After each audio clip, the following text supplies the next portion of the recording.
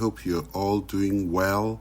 And as I might say, happy Christmas and Merry Christmas to all of you. Happy holidays. Those who are, I guess, celebrating other holidays, we salute you all as well. And as we meet today, we are just a few days from Christmas. It's a wonderful time of the year. I am a Christmas kid. I absolutely love Christmas time.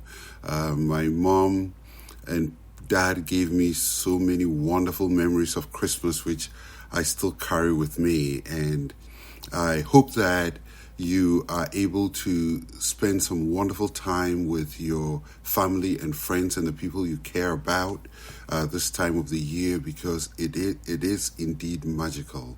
Knowing that it's an opportunity for us to remember the wonderful gift of sacrifice that God gave to us through Jesus Christ, and to celebrate the redemption we have in Christ, and to know that we are free.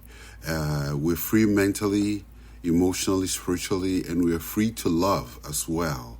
So as we meet today, I wish all of you a wonderful Merry Christmas.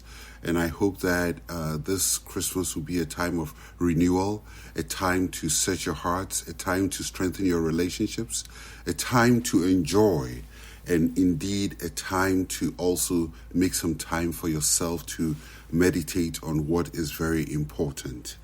So I'm very grateful to have you today. And it became very important that I share something today, because one of our wonderful listeners, called Na, I'll just use her first name, posted a comment or a question which really inspired me to put out this post today. We were thinking of doing something on communication, which is coming up in the new year, but we want to put something out today. And her question was, can you please do couple bonding ideas? Basically, I think what she is saying is to put out something that will help couples to bond, or to learn how to bond, or to connect. And now, just to let you know, we have just the right thing for you. As we're getting to Christmas in a few days, I think in our last event we talked about making time throughout the year to connect with your spouse. And I think today we're going to get into a little bit detail as to what are the things to do and which areas to think about if you want to bond with your spouse. So as we gather today, I want you to, share this with friends and family and people you think will benefit from this. And as I often say, we do have a wonderful resource. It's www.enjoylifewithyourspouse.com. There we archive all our resources, both podcast and other live events that we have. So go there and listen. You can listen whilst in your car. You can listen whilst in bed, or if you can sleep at night, this will give you some great ideas. And we do our best to also have some resources for those who are single, those who are planning on getting married, or those who, for any kind of reason, are out of relationship and are hoping and believing God to get into a relationship. So what I'm going to do today is to talk about the foundations of intimacy, or things that you can do to build intimacy, or how you can grow your intimacy. And there are certain very important things that will help us arrive at that. And some or most of our resources today is coming from a book called 6 Pillars of Intimacy by Tony and Alisa DiLorenzo. They have a great podcast I listen to every so often, and they have some great ideas, and these are their resources that they put together, and I want to make sure they do get credit for it. I'll put in a few of my own and a few ideas that I also want to share. But the key thing here is that we want to get some great ideas as to how we can bond this Christmas season. What are some of the specific things that you can do? So the first thing I want to talk about is communication. I'm going to get more into communication into the new year, talk about how to communicate in your relationship. But the first thing I want to talk about is that talk about everything. Set your expectations. Let your spouse know what you're thinking, what you're feeling, what you want, what you don't want. It's very, very important because in every relationship, sometimes we make the mistake of thinking my spouse should know. And is this romantic thing I believe we get from Hallmark movies that tell us that if they know and they do it, it will make me feel wonderful. But the truth is, it's hard for us to tell, even for myself, who I work with couples all the time. For several years, we've been holding workshops and teaching classes and all of that. I still don't know it all. And I'm still learning myself. So it's important that we always make sure that we tell our spouse what we need. I have to tell my wife what I think will help me, what will help me love her better, what will help me relate better, and all the things that will help me be a great husband. So the key thing I want to talk about here is communicate. Talk about things that you think you want. And also ask questions. Ask your spouse, what do you think will help you connect with me better? And the answers will amaze you. It's probably something you have never thought about. So let's do our best to do that. Communicate. It really helps to really set the stage in helping you to connect with your spouse. Now, all the other things we're going to talk about has a form of communication in it. You have to communicate to be able to achieve level of intimacy, bonding, and connection in your relationship. So I want to leave lead with the difficult one first, which I want to get out of the way. And the first thing that will help us connect and bond well with our relationship, according to our authors, where we're taking our resources, Tony and Alisa DeLorenzo, is finance. And I want to get that out of the way because that is the less appealing one, but it's also the most important one because everything else we do will build on our finances. So I want to talk about this, that in order to establish good intimacy with your spouse, finance is a key part of it. It's very, very important because it is the foundation of everything we do. We have to have a plan for everything. We have to know how much we spend, where our money goes. And I'm saying this because when we got married, it didn't take me long to realize that was something that was very important to my wife, and I did realize that it's something that I have to talk about. I like surprising, doing things to surprise her, and I realized that sometimes when she doesn't know where the surprise is coming from, it could take away from the joy. So I took steps quickly to make sure that I talk about things regarding our finances. I make sure that we've gone through our finances to make sure we know where every dollar is going. And also every money or plan that I have to surprise her, there's a clear indication where the money is coming from. And I think I've talked about this in other podcasts, that make sure you have a joint account, make sure she has her account and you have your account. So if I want to do something to surprise her, I can fall on the money in my account. That separate account where I have a deduction going every pay period that I can use to do things for family, friends, or surprise my spouse or my wife. So in this case, have a plan. And this really helps our wives and the ladies a lot when they know that, getting into this Christmas, our money is in good place. We're not going to get into the new year and worry about what happened to our money.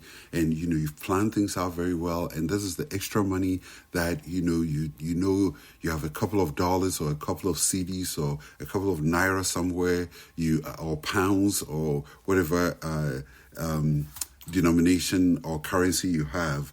But the key thing here is making sure that both of you are at a good place and you're not going to be worried about thinking about finances when it comes to doing something intimately with your spouse. So the number one thing, the number two here is finance. Number one is communicate, talk about everything. So now that that is out of the way, the next thing is emotional intimacy. What do we mean by emotional intimacy? It's the both verbal and non-verbal communication. It's more than just the things you talk about. It's more of the deep connection that you have with your spouse. So emotional intimacy is understanding how your spouse feels.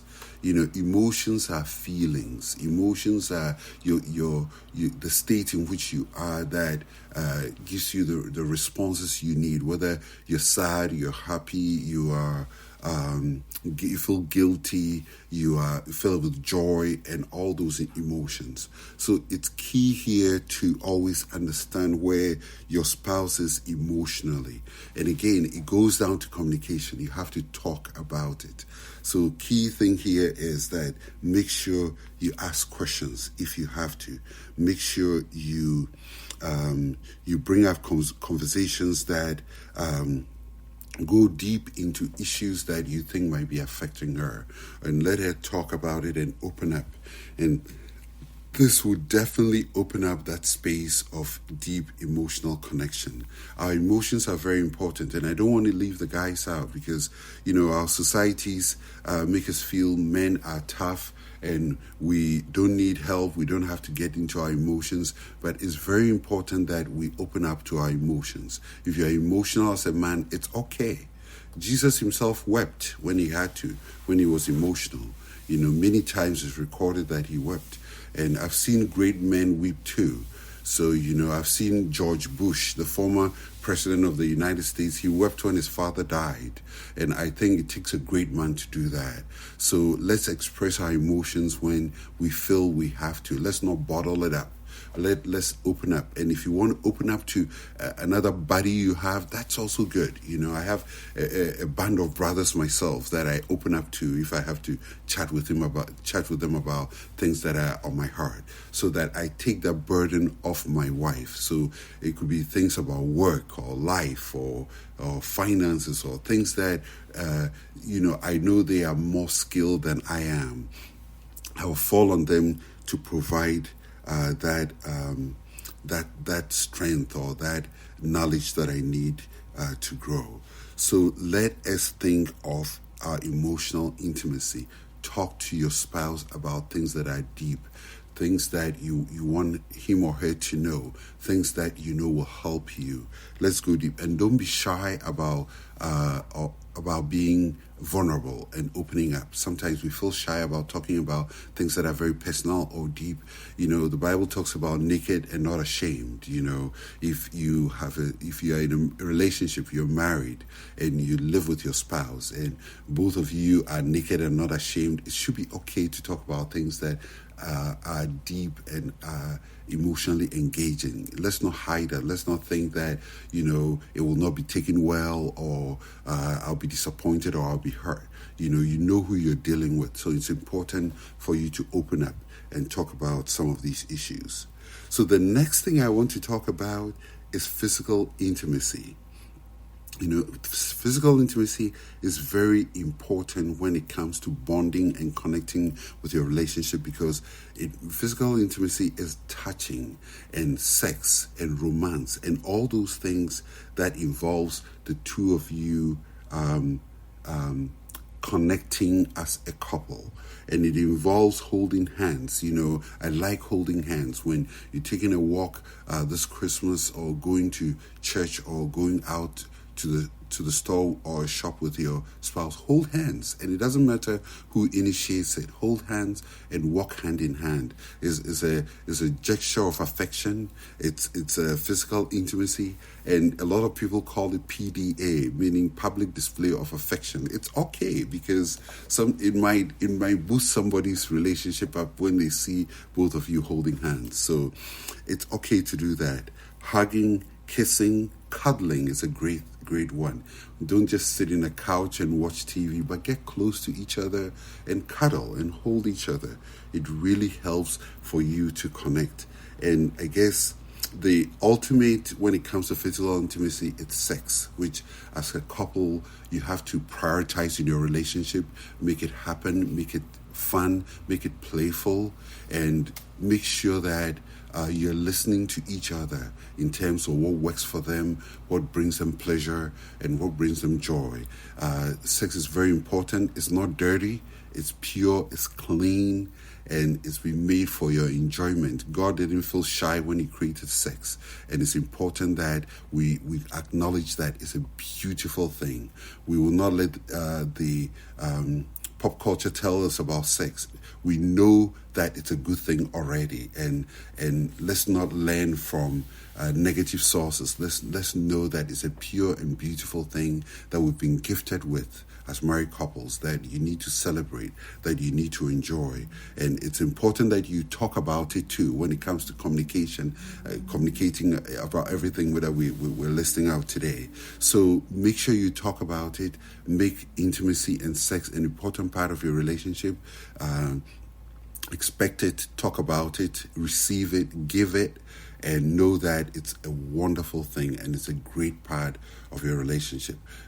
It's not just for making babies. It's also a blessing in your relationship to bring joy, connection, intimacy. And, research shows that intimacy reduces diseases. It helps you to be more healthy. It boosts your immune system. It helps you to be happier, more productive, and we can list all the benefits that come with it. Maybe that's for another podcast, another time. So physical intimacy is very important. So some of the ways you can bond is doing all the things we've talked about: kissing, hugging, holding hands, cuddling, and also sex is a key part of all of this. So moving on, spiritual intimacy is also a great way of connecting with your spouse. It's interesting. We talked about the physical intimacy before. We talked about the spiritual intimacy, and it's okay because they are all equally extremely important. Spiritual intimacy means that the beliefs and practices that you both have as a couple sync. You both have similar spiritual beliefs. You both pray together. You both talk about spiritual things. You both connect spiritually. And research has shown that people who have a form of spirituality do well in life. They are more happier. They're more peaceful. They are able to deal with issues when it comes up, because you know that if you can cast your burdens on God, you are able to let loose of all the issues and challenges in life, so that you can connect with your spouse, because these are the things that get in the way of we connecting with our spouses. So let's make sure that we are building ourselves spiritually. That will help us to grow, talking about spiritual things with your spouse, praying together, sharing your faith, encouraging each other. Sometimes you might find a quote or a lesson or a preaching or something that you found online, or a Bible verse that is very inspiring, and you share it with your spouse. This is a way that you can also learn and grow,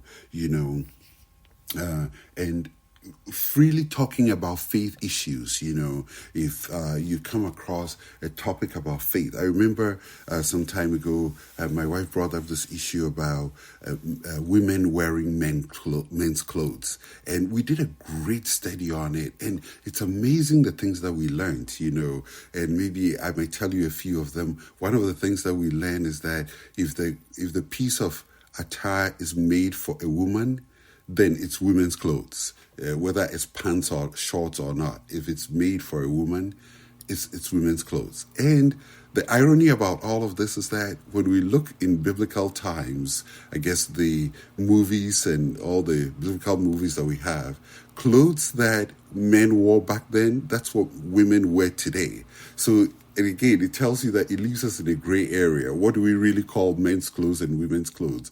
But the key thing here is being modest and also being current, So if today we know that this is what women wear, that is women's clothes. And if we know that this is what men wear, then this is men's clothes. And again, we have to make sure we are modest. We have to make sure that it's acceptable, and also it aligns with our own values and our beliefs and our faith. So it was really interesting. We took that topic, we delved down into it, and we understood really what it means. And at the end of the day, I won't tell any woman who lives in North America where it can go down to minus 10 degrees to wear a dress when it's very, very cold. I wouldn't recommend that. You need to wear pants to cover your legs and feel warm and comfortable and healthy. So these are all things that sometimes comes with common sense. So let's make sure we are applying wisdom as well. But spirituality is key. So let's get into spiritual things, talk about them, build our faith and our relationship, and, participate in worship and things like that to really help you to grow. So, the next thing I'm going to talk about is recreation. It's one of my favorite.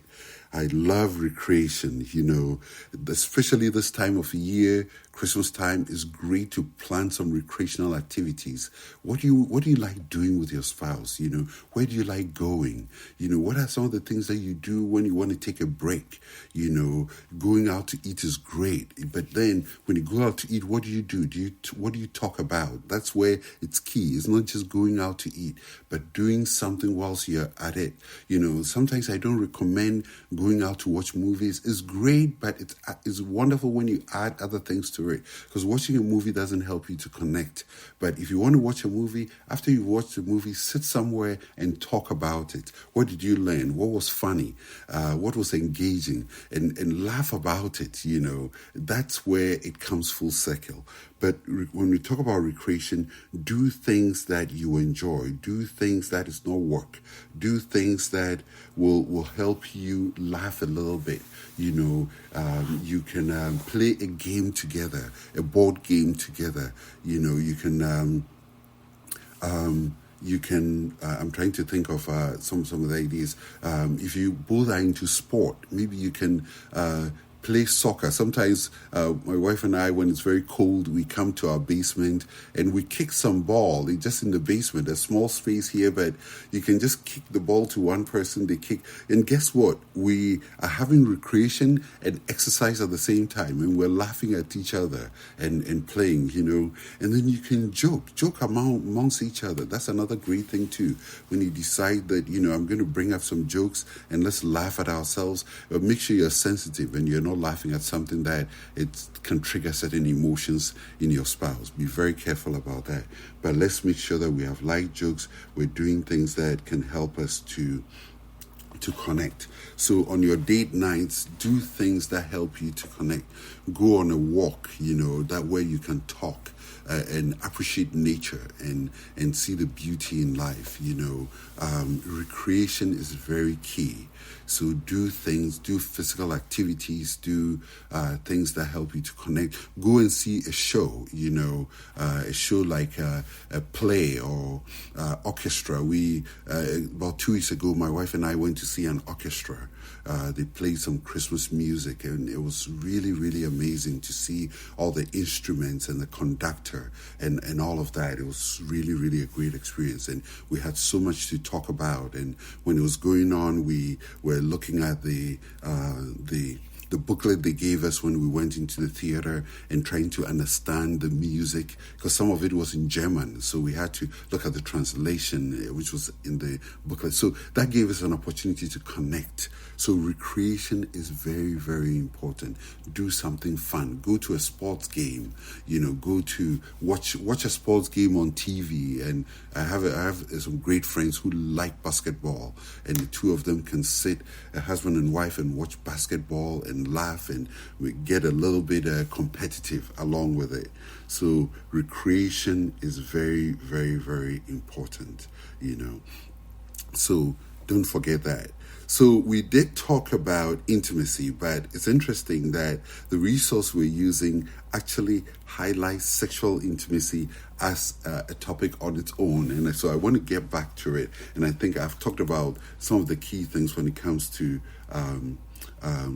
intimacy. But the key thing about it is that romance is also very, very important when it comes to connecting and bonding with your spouse, especially this holiday and Christmas season. Sexual intimacy, romance, foreplay, sexual intercourse in a marriage environment is very, very important. I can't say it enough. Sex is healthy. It brings joy, it brings satisfaction, it brings bonding. And I think I highlighted a lot. I think I couldn't wait to get to this topic. I talked about everything that I need to talk about, but make it a priority. Let it matter in your relationship.